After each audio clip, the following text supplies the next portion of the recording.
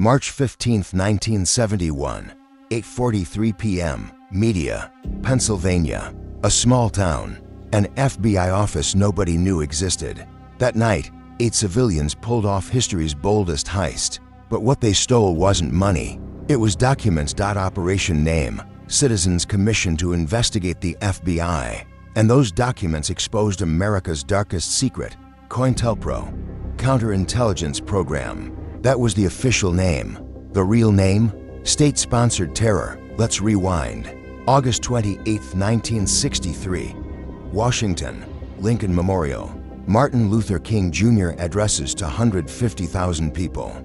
I have a dream speech, one of America's finest moments. But in the stands, there were FBI agents. Microphones were hidden. Recording devices were running. And in a Washington office, FBI Director J. Edgar Hoover was taking notes. The next day, Hoover wrote a memo. King is the most dangerous Negro leader. Must be neutralized immediately. Neutralized. What did that mean? January 3, 1964. FBI planted listening devices in Martin Luther King's hotel room. Every conversation, every phone call, every private moment was recorded. But this wasn't just for surveillance. It was for destruction. November 21, 1964. King received an anonymous letter. Inside were audio recordings, clips from King's private life, and a note. King, we give you 30 for days. Either you take your own life, or these recordings go public. Think before you accept the Nobel Prize. Who sent it? FBI. King was being pushed to suicide by America's most prestigious institution. But King didn't bow. He accepted the Nobel Prize. He continued his fight. He was killed on April 4, 1968. Official statement: killed by James Earl Ray. But the King family never believed it. In 1999, a civil court reached a shocking verdict. There was a conspiracy involving government agencies in Martin Luther King Jr.'s death. But FBI never admitted it. COINTELPRO wasn't just against King. It was against Black Panthers, against Malcolm X, against Vietnam War protesters, against unions, even against John Lennon. Fred Hampton, 21 years old, Black Panther leader. In Chicago, he organized free breakfast programs for the poor. He educated people. He organized them. For FBI, he was dangerous. December 4, 1969, 4:45 a.m., 14 FBI agents and Chicago police raided Hampton's home. 99 bullets fired. Hampton's response? 0, because he was sleeping. Shot in his bed, twice in the head. Dead. Official statement: killed during shootout. But the ballistic report didn't lie. Hampton's gun was never fired. This wasn't a shootout.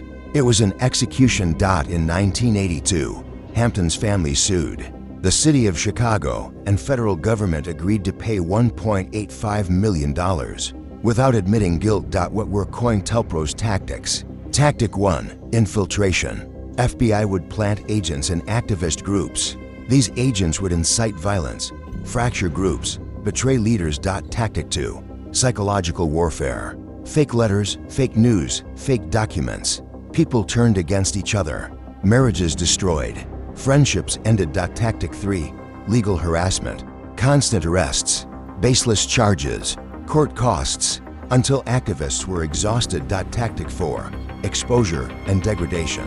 Private lives exposed, reputations destroyed, social ostracism achieved. Tactic 5: neutralization. If nothing else worked, physical elimination. Back to March 15, 1971, Media, Pennsylvania. Those 8 civilians entered the FBI office. No alarm, no guard. Because that night, everyone was watching the Ali Frazier boxing match. Even FBI. Documents were stolen. Over 1,000 files. And sent to newspapers. Washington Post published. New York Times published. The world learned about COINTELPRO. FBI panicked. Hoover immediately ordered the program shut down. But the damage was done. Congressional investigation began. Church Committee, 1975, 1976. The most detailed examination of FBI in history result. COINTELPRO had violated the Constitution. Thousands of innocent citizens were targeted. Freedom of speech, freedom of assembly, privacy rights were trampled. Church Committee Chairman Frank Church said, FBI's capabilities could be used to impose a dictatorship, and no one could escape. Reforms were made, limits placed on FBI, or so they said. Edward Snowden leaked NSA documents. What emerged? FBI was still surveilling millions of Americans. Phone records, internet history, emails, all being collected without court warrants. George Floyd protests. FBI classified Black Lives Matter activists as domestic threats. Secret surveillance began. Just like the 1960s, January 6th Capitol attack, FBI arrested hundreds. But among those arrested, it emerged that FBI informants were present. Some had incited the events.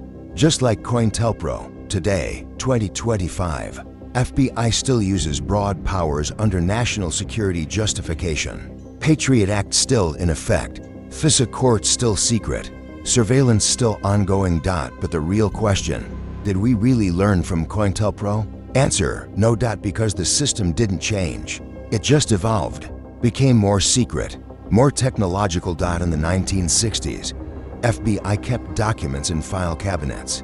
Today, they store data in the cloud. In the 1960s, wiretapping required physical devices. Today, everything can be monitored with a click. In the 1960s, tracking activists required agents.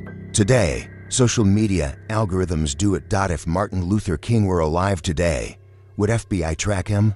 Absolutely, because the system is designed to defend itself, and a powerful people's movement is always seen as a threat.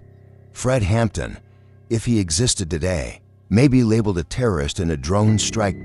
Is COINTELPRO over? No, just renamed. Called counterterrorism, called homeland security, called intelligence gathering. But the essence is the same. The state views its own citizens as enemies.